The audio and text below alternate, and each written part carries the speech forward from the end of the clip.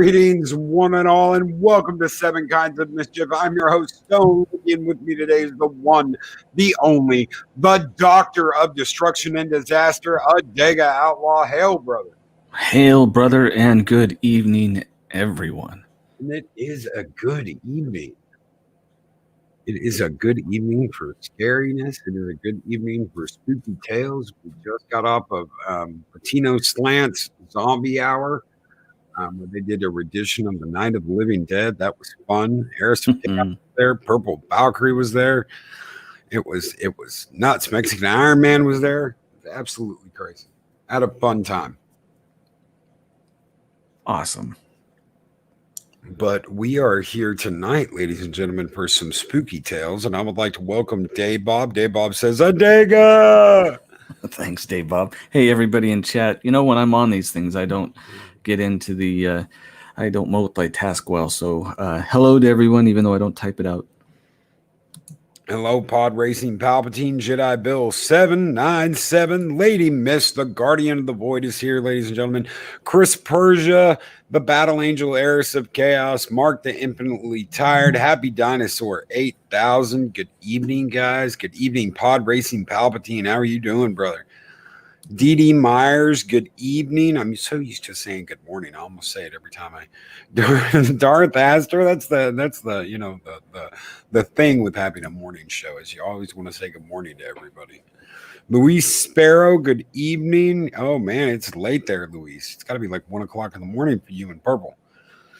Good evening, everyone. So what do we have for our chat tonight?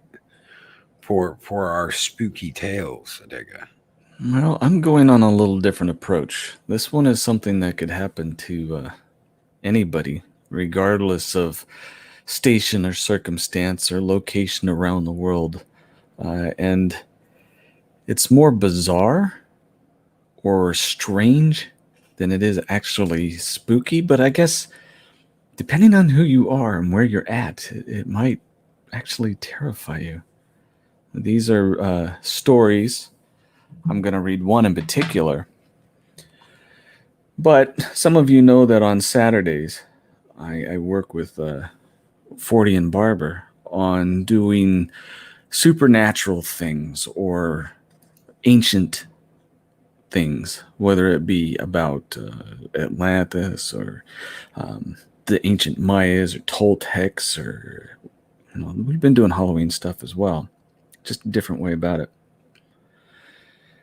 But something that we normally cover about once a month or so is things that deal with UFOs and alien encounters.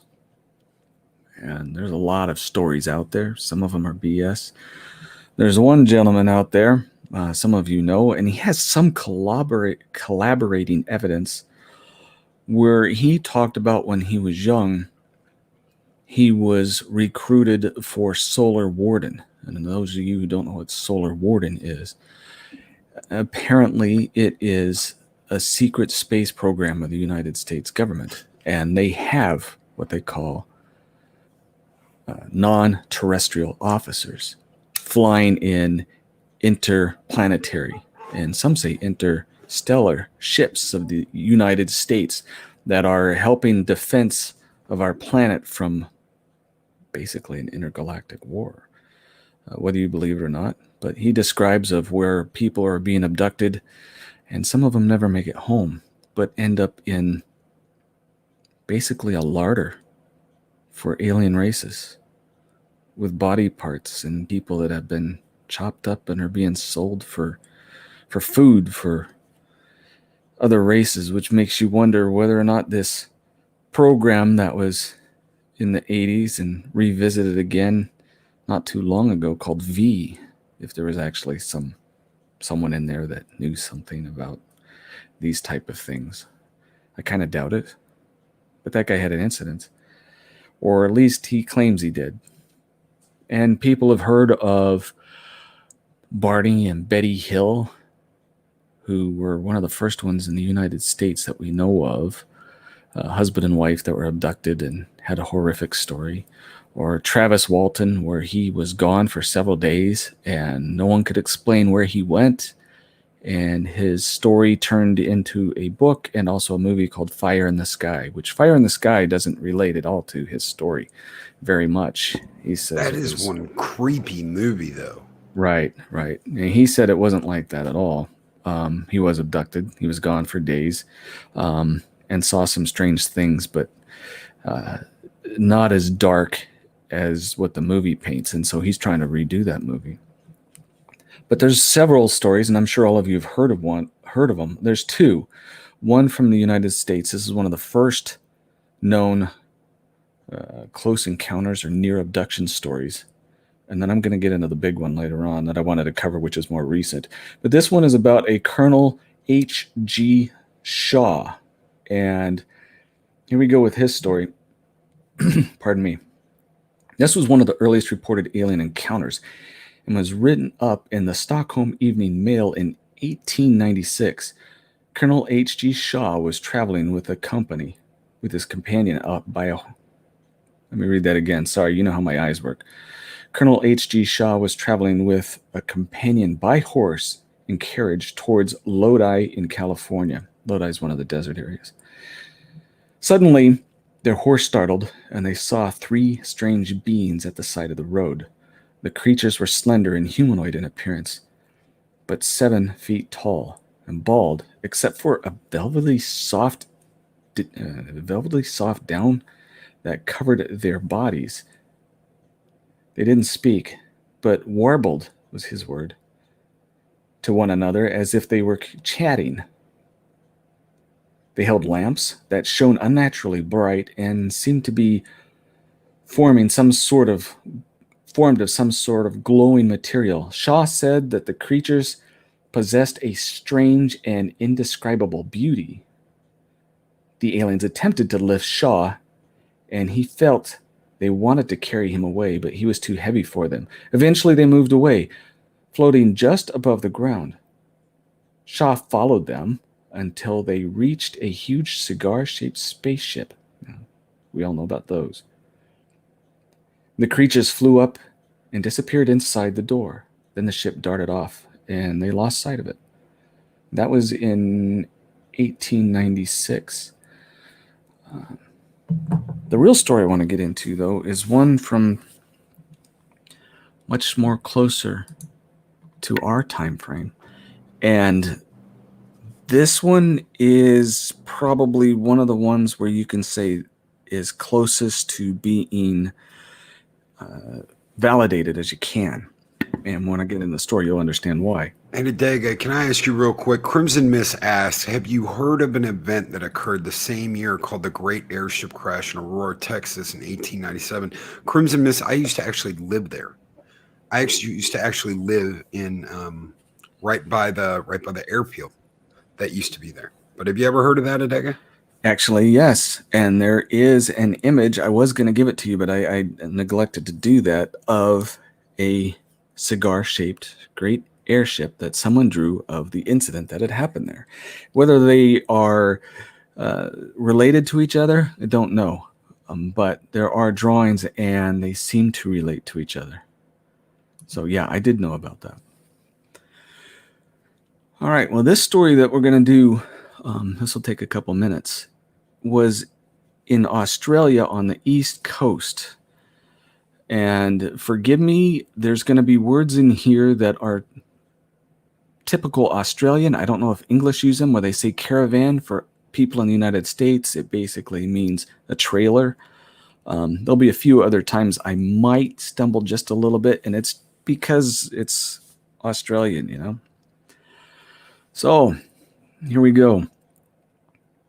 The apparent alien abduction of Amy Rylance in Queensland, Australia, is one of the most fascinating close encounter cases of the 21st century, and arguably in all of UFO history.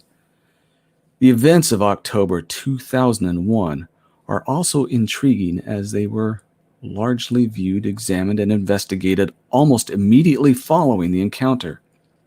Furthermore, following the involvement of two respected UFO researchers and investigators, events began to unfold in real time with several bizarre twists and revelations along the way. To many, the incident is nothing more than an elaborate hoax that failed to net the participants the fame and or money they likely sought. To others, it is an event that has seen those involved quietly disappear into obscurity amid claims of intimidation and secrecy. The Whispering Winds Winery. On the evening of the 4th of October 2001, in the town of Gundai, Keith Rylance, his wife Amy, and their business partner Petra Heller were sitting down for the night at the Rylance property, which was in the middle of a development primarily as the Wellsprings Winds Winery. Because of this, Keith and Amy and Petra made temporary homes in caravan annexes around the property. On this particular night, at just after 9:30 p.m., Keith was already asleep in the main caravan bedroom, while Petra was in her room in the annex. Amy, meanwhile, remained in the lounge area of the annex, next to both of the aforementioned bedrooms, watching television and listening to the storm outside seemingly growing more intense by the minute. She would fall asleep on the sofa with a mixture of television and the intense weather in her ears. Petra would report she awoke at around 11:15 p.m. and left her room to enter the lounge. When she arrived there, she would witness events so extraordinary, her mind struggled to comprehend what was happening. Directly in front of her, coming in through an open window of the lounge, was a rectangular beam of light, inside of which was Amy, still in the position she had previously fallen asleep in. Several items from the nearby coffee table also roamed within this mysterious beam of light. Petra followed the beam, looking for its source. Outside of the caravan annex complex, she could see the light stretching back towards a disc-shaped object hovering at tree level a short distance away. Then she lost consciousness, overwhelmed and frightened. A scene of confusion. Although she wasn't sure how long she was out for, Petra believed it was only a matter of minutes, if that. When she regained consciousness, and her mind quickly relayed what had happened, she let out a scream as loud as she could. This, as was her intention, awoke Keith, who immediately went into the lounge area. The scene was one of confusion. Petra, still anxious and agitated, made little sense in trying to explain what had happened. He noticed a tear in the screen at the window, exposing the room to the elements outside. He also noticed an untidy collection of belongings from the coffee table on the floor immediately below the open window. Looking to find his wife, he stepped outside and searched frantically around the property. She was nowhere in sight. By the time he returned to the caravan, Petra had calmed somewhat, certainly enough to tell him what she had seen. As outlandish as it was, Keith began to realize the reality of the situation. Based upon Petra's account, was his wife the abduction victim of an otherworldly intelligence? He refused to believe her version of events, however, making her go over them once more. He again ventured outside, determined to locate Amy. When he couldn't, at around 11:40 p.m., he telephoned the Tiero Police Department. At a little after 1 a.m., Constable Robert Maranga, along with another officer, arrived at the Whispering Winds Winery. By the time they did, faced with no other explanation and with no reason to doubt Petra's credibility, Keith began to accept the bizarre nature of the incident. reappearance. From their perspective, the police and attendants didn't know what to expect and were prepared for a number of grim scenarios when they first arrived at the Reliance property. When Keith and Petra claimed in all seriousness that a spaceship had taken Amy from the caravan as she slept there, they were presented with a situation they hadn't remotely considered. Sergeant John Bosnack would arrive at the scene shortly after the three officers would conduct a search of the property and surrounding land. Like Keith, they found no sign of Amy, nor any clues as to her whereabouts. They did, however, examine and take samples from around the torn screen. They also noticed on the outside of the property, under the open window, 2 flowering bushes. One of them on the left-hand side closest to the window had evidence of exposure to extreme heat. It was during these initial investigations of the Reliance property, as a missing person case was in the process of opening, that the phone rang in the main caravan. Keith would answer it and speak to a woman calling from a town called McKay, nearly 500 miles away. She claimed to have come across a young woman, confused and dehydrated, at a petrol station. She had taken the woman to the McKay hospital, and after finding out her identity, was now calling to inform Keith she was safe. Beginning to feel another surge of overwhelming questions, not least how his wife had traveled so far, so fast, Keith handed the phone to Maranga. The missing persons investigation was now a joint Gundy-McKay affair. Waking in a strange rectangular room. Following a medical assessment and examination by doctors at the McKay Hospital, Amy Rallance was questioned by the police. What she revealed was not only fascinating, but due to the seriousness of the incident, it would find its way into the official record. Amy would claim to recall laying on the sofa and falling asleep there. Her next memory is of waking on a bench in a strange rectangular room. All around her was illuminated, although she couldn't see any source of light. The glow came from everywhere, but nowhere. She looked around quickly. She was alone. It called out to see if anyone would respond. A male voice came from nowhere, telling her to remain calm and that no one would harm her.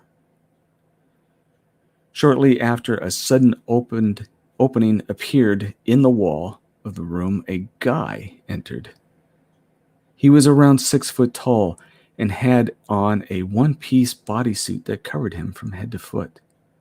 On his face was a black mask with holes for his eyes, nose, and mouth. He spoke to her, again telling her to remain calm and revealing himself the owner of the previous voice. It felt as though she had been unconscious for a considerable amount of time. Her mysterious host informed her that they were returning to a place not far from where they took her. Her next clear memory is laying back on the bench and drifting back into sleep. When she awoke, she was on the cold ground. Trees looked down on her menacingly, and the smell of the ocean reached her nostrils. Disoriented, and with no idea exactly where she was, she picked herself up and stumbled through the brushland. She struggled on until she could see the welcoming sights of the petrol station. Alternative rates of passing time. Upon waking into the service area of the station, staff immediately noticed something wrong and came to her assistance. Although she didn't make much sense, she would accept water and slowly began to feel better. She couldn't, however, remember her name and where she lived. It was at this point that the woman who had telephoned the Reliance residence spoke to Amy and took her to the nearby hospital. When she gave her statement to the police, she would reveal that, although this had never happened to her before, when she was young, she had witnessed a large UFO surrounded by smaller objects. She would also sign an agreement that allowed prosecution against her if any of her statements were false.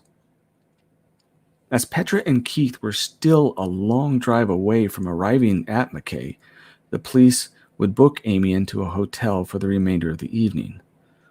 Once they arrived on the afternoon of the 5th of October, the three of them would go over what had happened and attempt to put a timeline together based on their own accounts of the evening. They would also capture several photographs of strange triangular arrangements on her inner thigh and each of her heels. Furthermore, she had only dyed her hair to blonde days earlier. However, and suddenly, they found distinct growth on her hair, showing her natural darker color. This last point is perhaps the most interesting, as it would suggest that what was just a few hours on Earth was a considerable longer time for Amy, wherever it was she was. With this in mind, she ran her hands over her legs, which she had shaved regularly. They felt, though, as though she hadn't done so for several days. Another solid light case.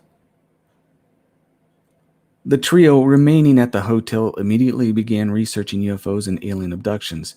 They eventually found the contact details of a Diane Harrison at the Australian UFO Research Network. On the afternoon of the October 5th, less than 24 hours after the events, they would relay what had happened to the UFO researcher. Due to the solid light aspects of the case, Harrison wished to involve a fellow researcher and investigator, Bill Chalker, whose own research was extensive in cases involving the phenomenon. With their permission, she passed along their contact details at the motel and had Chalker call them. When he did, with their knowledge, he would record their conversation, during which they relayed to him what had happened. Keith wished to contact the media as soon as possible, against the advice of the two UFO researchers. They offered to him to think very clearly before doing so. In fact, according to the reports of Harrison and Chalker, Keith, although he hadn't witnessed the events, appeared to want to control all aspects of the investigation. Even so, the pair would agree to investigate the incident. They would arrange to travel to McKay and meet the trio, who would remain in the hotel. On the way, again with the Reliance permission, the investigators would visit the Whispering Winds winery and examine the site of the incident. They would arrive at the Reliance property on the evening of the 9th of October. As it was just short of 10 p.m., the pair arranged to stay in the caravan annex overnight. From there, the case took an even more unusual and unpredictable turn. Elaborate hoax or secret intimidation? While at the Reliance property, they observed the behavior of the family dog, who was being fed by the neighbor. It would often jump at the window with the broken screen, which Amy had floated through. Although it could be a coincidence, they could explain the apparent damage to the screen. They would also speak to the police who had attended the property. Privately, they would suggest in their belief that the whole incident was part of an elaborate hoax. There were more twists when the UFO investigators arrived in the McKay shortly after. They had arranged to speak personally with Keith, Amy, and Petra. However, upon their arrival at the motel, they would discover that they had checked out only that morning.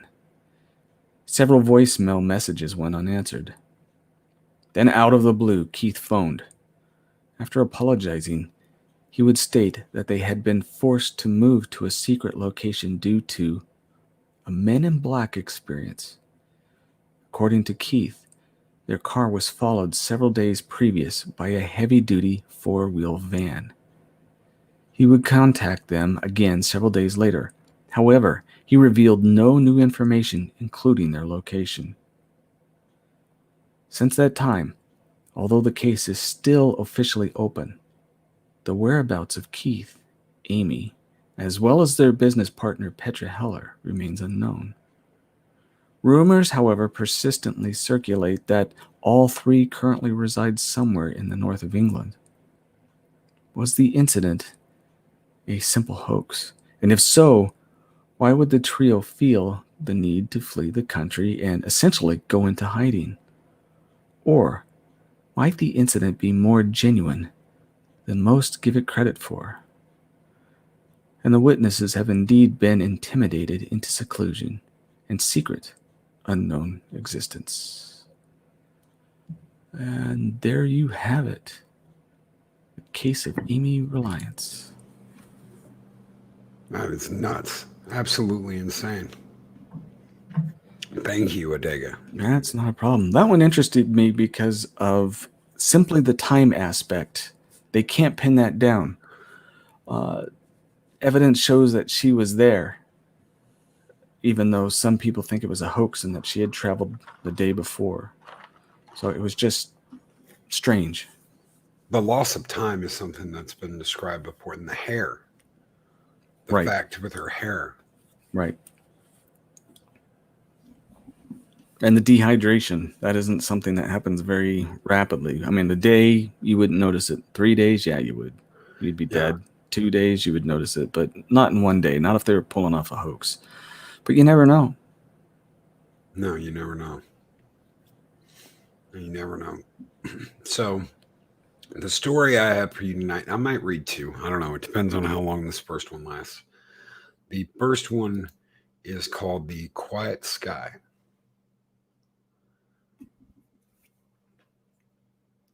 It started when we called out to the stars, into the darkness. We felt so small, tumbling through vast emptiness while clinging to the world, and without a single reason why.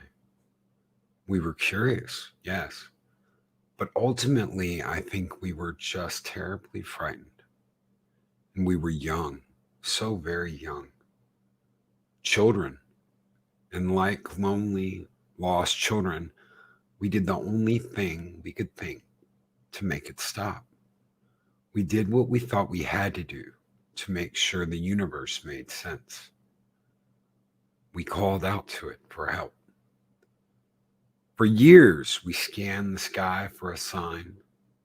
We sent signals to the stars in the darkness. Are we alone? But the skies were silent, always silent, leaving us to our own devices. But crying children never ceased, and neither did we. We sent calls into every corner of space for decade after decade. We refused to believe no one was out there. They had to be. Yet for some unknown reason, they never answered. Everyone remembers the day that changed. They think it responded to the Arecibo message from 1974. The response to the message was received almost 3 months ago in two separate parts. The first part of the message was received at the Hat Creek Radio Observatory in California. The Allen Telescope Array picked up what sounded like static interference that continued on for over an hour. It consisted of an unintelligible screeching and buzzing sound that continued without pause for an entire hour. The meaning of this message was never discovered, if it ever had one. The only thing we knew was that the signal's origin came somewhere in the Hercules constellation, near Messier 13. As soon as that signal stopped, the real message began. We made contact that day, and we were asked a question. Who is there? It came not through the radio, but as a voice inside everyone's head. It asked us all the question, I heard it. My wife heard it. The young heard it, and the old heard it. Even the deaf heard it. Everyone, everywhere, heard this voice whisper that question in their heads, in every language on the face of the earth. I remember it almost too clearly. It asked in that familiar yet indescribable voice that's always there in my mind. It was like one of my own thoughts had gone rogue and had decided to speak directly to me. The world seemed to stop as everyone listened for what came next. Where are you? The heavy question seemed to linger in our minds for hours afterwards, and then for days, and then for weeks. That day changed everything. There were the doubters from the very beginning, and the holy ones who claimed that God had spoken to all of us and that the time to repent was now. There were those who claimed they'd heard nothing, and those who'd claim that the aliens had given them their own secret message. And of course, there were those who truly believed that we had been contacted for the first time by an extraterrestrial race like us, one ready to communicate, ready to lead us out of the darkness. We were wrong. We never made contact with alien life, at least nothing comprehensible or discernible to human understanding. The stars are vast, and in their vastness, our voices had touched the ears of something truly incomprehensible, something hungry and malevolent. The voice. We realized our mistake when the ground started to groan. Beneath our feet everywhere, the ground seemed to moan. The muffled sounds shook through the dust and dirt below us. No one knew what was causing it, at least not until the calls started coming in. The graveyards were screaming. All at once, the dead had started screaming. Every deceased man, woman, and child was turning in their graves. All the animals did so too. Every dog, every cat, everything that had ever walked this earth. The cries of ancient whales shook the seas. The shrill screeching of birds echoed in the forests. The caskets shook, and the morgues howled. The voices stopped altogether, in an instant leaving the world in an amplified silence. In their absence, a new sound filled the air. The voice had returned. I hear you. It came as a whisper from behind, an ominous yet oddly playful presence that felt so close. But it was truly still so far away. And let us breathe in the silence for a minute before it made us a promise. It was a promise we all knew would come true. I am coming. The voice was gone, and the air was again filled with screams. This time they were from the living. After the voice had gone, we were left to our own devices. Millions panicked, and rightfully so, as chaos took hold of the streets. Many would die in the violence and the gunfire of that night. They would be known as the raptured before long. And the rest of us, we were the condemned. We could only wait. Screaming dead was only the first of the side effects that we felt as the voice approached.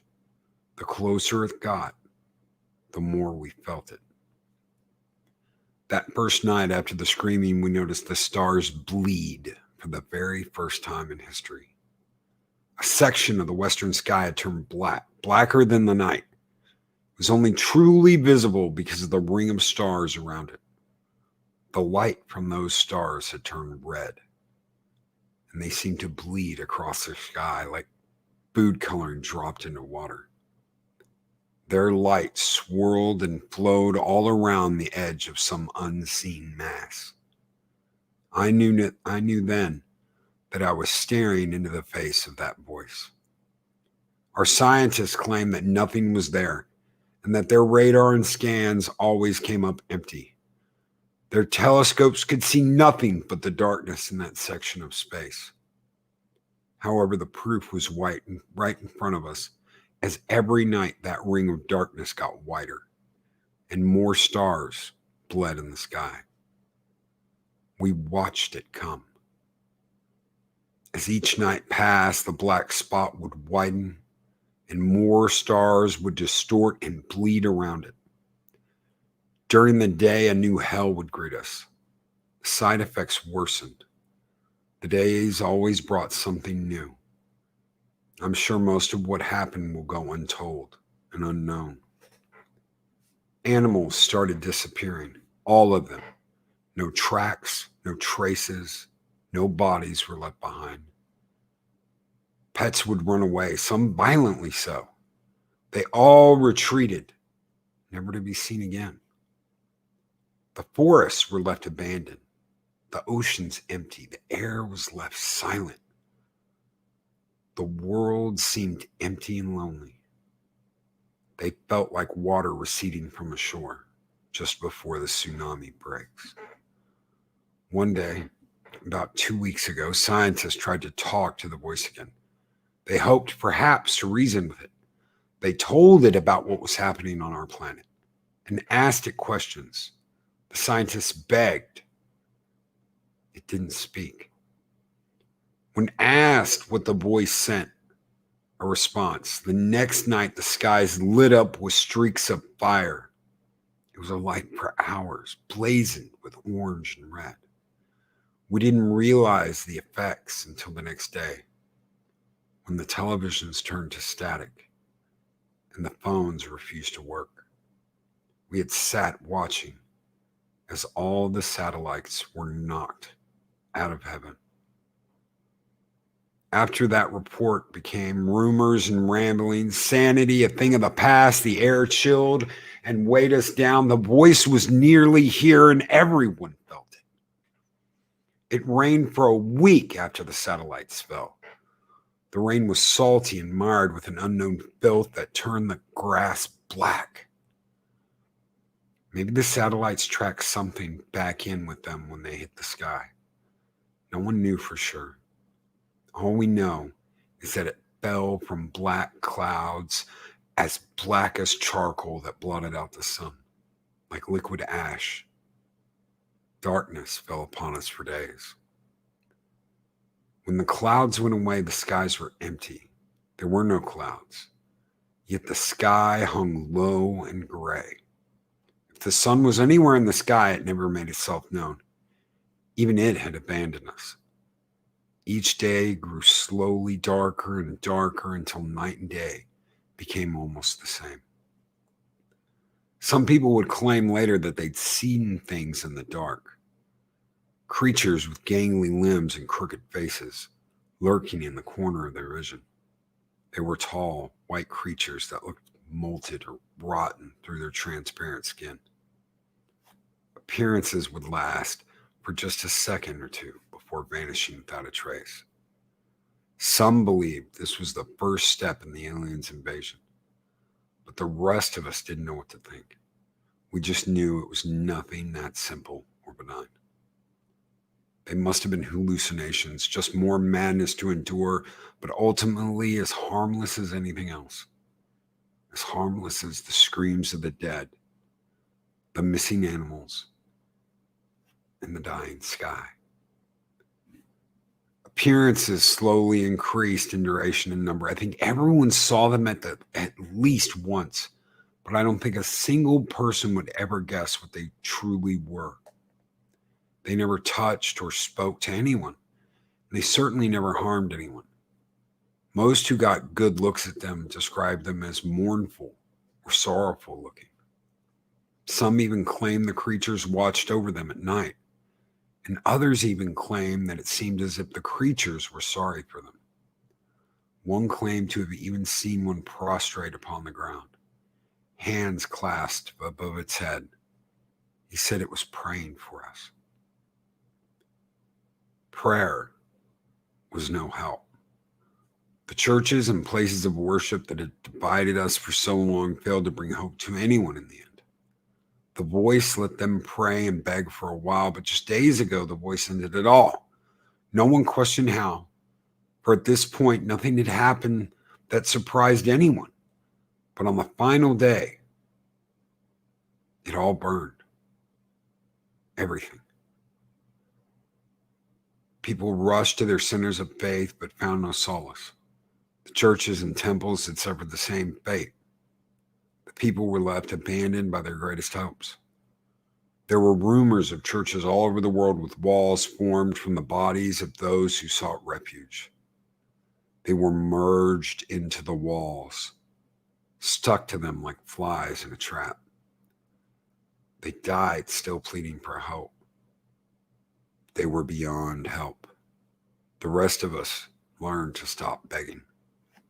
We waited. The final message came from beyond the sky. It fell upon us. The voice echoed and it spoke the simple truth. I am here. There is a darkness beyond the horizon, likes of which I doubt has ever been seen. It brings with it the screams of countless souls and moves fast. The stars are dying now, and I know they'll never be seen again. The light is dying fast. I leave this not as a warning. No, it's far too late for that. Instead, consider this the last realization, the last humanity will ever know. For we used to wonder whether or not we were alone and lost, but never whether or not we were safe and hidden. The universe is infinite, and our understanding was significantly more finite. We should never have beckoned to the darkness. Instead, we should have clung to the light and closed our eyes every time we were turned to the void. As the final minutes approach, I hold one final truth to be certain. I now know why the skies were always so quiet.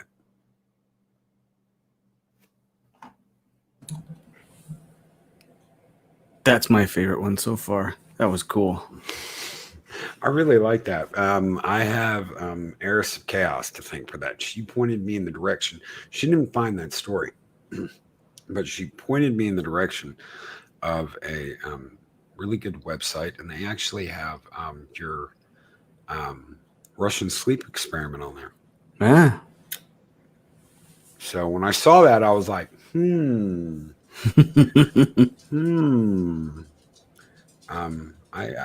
really enjoyed that. I'll save the second one for next week. I think that was a really good one and a really good one to leave off on. The next one's called The Quiet Sky, by the way, and that was written by a gentleman named Ryan Brenham. So next week, oh, you know what? I don't think we're gonna have a show next week. You never know.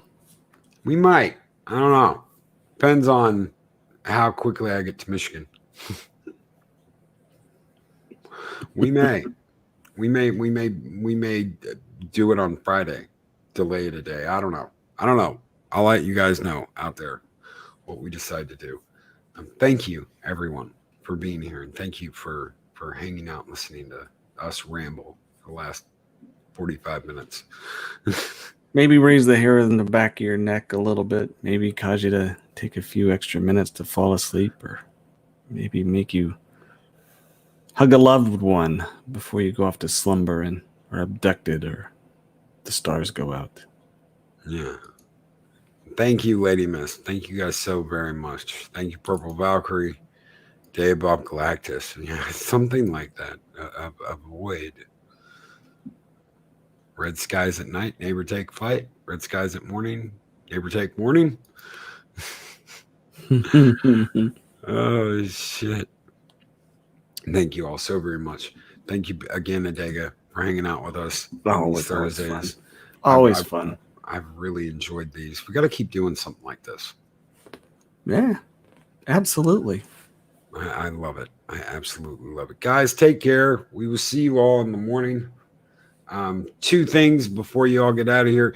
If you are a member, we are having a membership get together tomorrow at 4 p.m. Central Standard Time. If you guys can make it, it is open mic.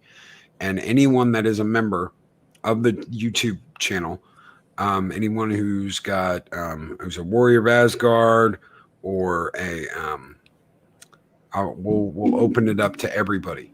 So if you hold a membership, no matter what level, I will be posting a link tomorrow, and we are going to meet up at 4 p.m. Central Standard Time, and we'll do open mics. So everyone that is a member of the YouTube channel, you are more than welcome to come in and hang out. Sounds like a good time. Heck yes. And me and Dave, Bob, and Lorena Creel are going to be going over the last half of season 1 of The Mandalorian tomorrow. Adega, do you have anything going on? Anything you'd like to shoot out there? Not that everybody doesn't already know. Nothing real exciting other than Saturday should be doing some stuff with 40 and Barber, and we never tell what we're actually covering, although this is October. The biggest one besides here, those of you who know, I'm sorry, going because I'm thinking, sorry. On Mondays, those of you who know Orville Nation, it's around 5:30 or 6 Eastern time. We do the rewatch of Dark Matter with the showrunner for the Stargate universe, Stargate Atlantis, and his show Dark Matter. He is a super cool guy, and I've been very fortunate to get to know him. So you watch the show, you come in and you listen to us discuss it, and you can put questions in the chat. But that's on Orville Nation on Mondays. And then the rest of it is right here with you guys. All right. I'll like to check that out on Monday. He knows his stuff. He brings in guests. He had Roger, I can't remember his last name, but he's done a lot of TV shows. Tall black gentleman, super nice, but he usually he's in a lot of these Canadian shows, and he's going to be bringing on some more of the stars, some of the people behind the scenes. But he's a great guy. Really, really having a good time with this. Well, heck yeah. All right, guys, ladies and gentlemen, everyone out there, have a great night, and we will catch you guys next time. And I played the wrong. Wow. Gave me a chance to say, see everyone. I'll put a link while we're in the exit. All right, man. Take care, everybody. Good night. These videos are tremendous. Like, comment, and subscribe, and hammer that notification bell.